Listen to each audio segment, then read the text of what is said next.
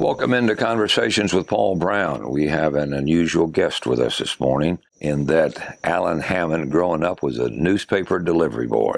This is in light of the fact that there was some news recently regarding newspapers in the upstate, and this is kind of to go along with that story. If there ever was a hometown Anderson boy, you're it. What do you remember about growing up in Anderson? The trials and tribulations of growing up. Had an awesome childhood. Your dad worked where? Dad worked at Owens Corning. We moved to Concord Avenue when I was 3. From where? Do you remember? From Piercetown. From up here? Mm-hmm. Yeah. Up here where you're at. Okay. That's where my grandfather had a dairy. He had a meat business. And Daddy worked on the farm. So he went to work at Owens Corning when I was 3, so we moved to town. And what'd your mom do? Mother was a registered nurse at Anderson Hospital. It was just as normal a childhood as you could ask for. I mean, we'd all get down at the table in the evening for supper. All 5 of you? Oh, yeah. When my sister was there, before she actually moved off. And we'd talk about anything. It didn't matter what it was. And we did. As kids, you played in the yard till it got dark? Played in the yard, slept out in the woods at night. It'd start raining. We'd go up to my house, and there'd be 8 or 10 sleeping bags on the carport. When Daddy'd get up, go to work, he'd have to step over half of us to get to work. Do you remember locking your doors at night? Absolutely not. Nobody locked their doors in. Didn't have no air conditioning. Had the attic fan that was sucking all the bugs against the screen. And of course, you know, Daddy would carry us to the drive-in, me and my brother.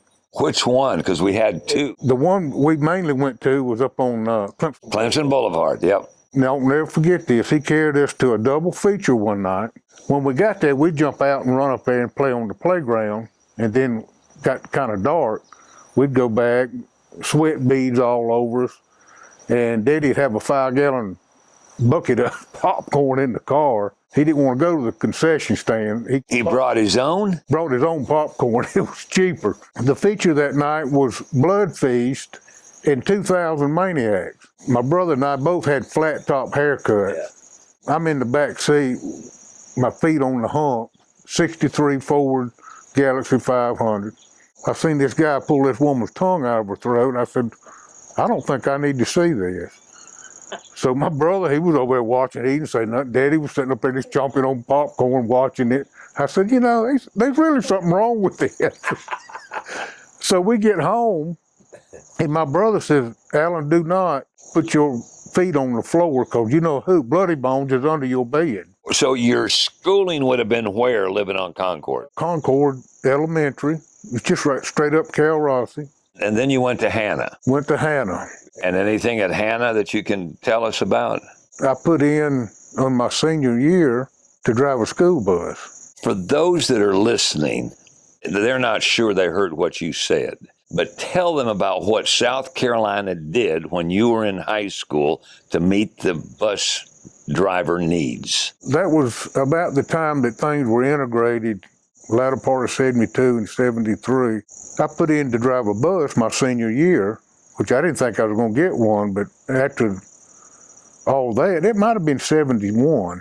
Anyway, I get a phone call from the superintendent over the bus driver, said, we got you a bus, Route 1, Bus 1. I said, well, that's great. I went and got it, and 65 Chevrolet bus. What kind of training do they give you on driving those buses? Well, we had to get a CDL license. They put you in the bus.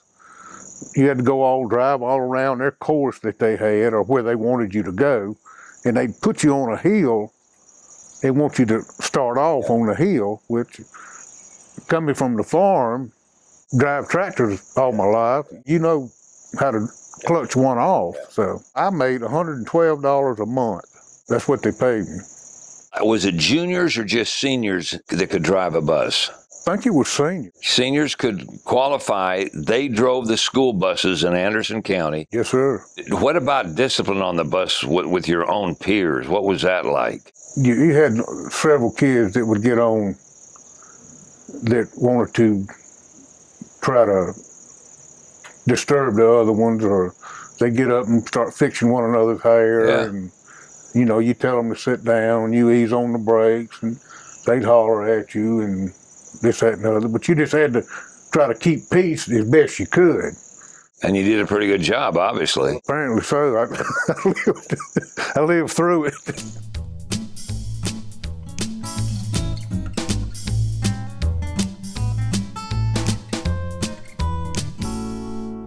Another job that you had was that you delivered newspapers. And the reason I'm asking you about that is that beginning next month, there will be no daily delivery of a newspaper in the upstate. The Anderson Independent, the Greenville News, and the Spartanburg Herald are going to begin sending subscribers their newspaper in the mail. This is just another indication of how newspapers are on hard times. They've tried to put out digital versions of it.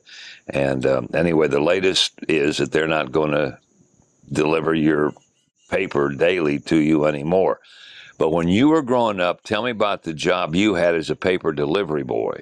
My brother and I felt like we needed to do something after school. We did the Anderson Daily Mail, the afternoon paper. So we had we did it on bicycles. He did, mainly to start with. They would deliver the bulk somewhere? They delivered our bulk papers at Hammond's Grocery there on end of Concord Avenue. And we'd go up there every day and get the papers and take them home and roll them up, put rubber bands on them, and then put them in the bag. Did you have to pay for the rubber bands? Well, yeah, we had to pay for all of it. Yeah. Then at the end of the month, once you collect, your paper bill was so X amount of dollars, and anything left over was yours. Well, back then, 35 cents a week, $1 and a nickel a month, it wasn't, on the afternoon paper, it wasn't that much money. I mean, you might have got $100, if that much. We did it and enjoyed doing it. And then the second or third year into it, I got a motorcycle and started delivering it on them. And I had probably one of the best routes that they were in Anderson. It went from like Bellevue to Reed Road, that span across there, plus like from the Concord Avenue to Huntington Hills. I had all that. Doctors, lawyers, farmers. I mean, there was a lot of prominent people within that area. I might say those were the toughest ones to collect from. When you were on that bike and the papers were in a bag on the front handlebar? It's a bag. It had two bags. It was like a set of saddlebags on the back. And I had them full of papers, and I just let go of the handlebars and go down the road because I had houses on both sides. I just flip them. You could flip with both hands? I just flip it with both hands. And as long as you make it into the yard, that's all that matters. Well, just as long as I got it in the driveway or in the edge of the yard, or try to keep it out of the ditch. I have thrown them in the gutter, on top of the house. I've thrown them everywhere. That's just the way it was. How many papers on average you remember you would deliver a day? To start with, it was around, I'd say 160, 200, somewhere around in there. How long would it take you to fold them? Because when we talk about fold them, they'd come up in a round. Well, you'd fold them 3 times and put a rubber band on them. And if it were raining, you fold them and put them in a bag. It just takes that much longer. Yeah. 5 days a week. It was Monday through Friday paper. That wasn't on the weekend. How long would it take you to deliver those almost 200 papers? Hour and a half, 2 hours. Would you finish by dark in the wintertime? Yeah, just as soon as we get out of school, I'd go get the papers, come home, prep them, whatever, the weather was. Yeah. Rain, shine, sleet, snow, it didn't matter. If you remember, once a year, the Independent would come out with the New South edition. You don't remember that? No, tell me about that paper was 3 inches thick. Oh, my stars. And all you could do was just get it folded one time. You just had to just pitch them out there. You couldn't throw them. Yeah. But that was once a year, the New South edition. Early on, then you learned how to be a businessman, theoretically. I learned how to count money. We lived at home. Yeah. Of course, There was upkeep on the motorcycle and whatever you use, your car. Yeah. It's just like delivering mail, it wear and tear on it. But toward the last 2 years of my paper route business, I split it with a good buddy of mine, Steve Kraft. He died about 3 or 4 years ago. Doc Holliday, he was the local policeman in Anderson. You remember Doc? I do. Well, he'd stop us about once every 3 months. If it wasn't for him, we never would have got no license. But all I've known is just work. Been retired now 4.5 years. Do you like it? I love it. When you were at Electrolux, did you go to work for them when they first moved here? The year after they came. Making refrigerators. Sure was.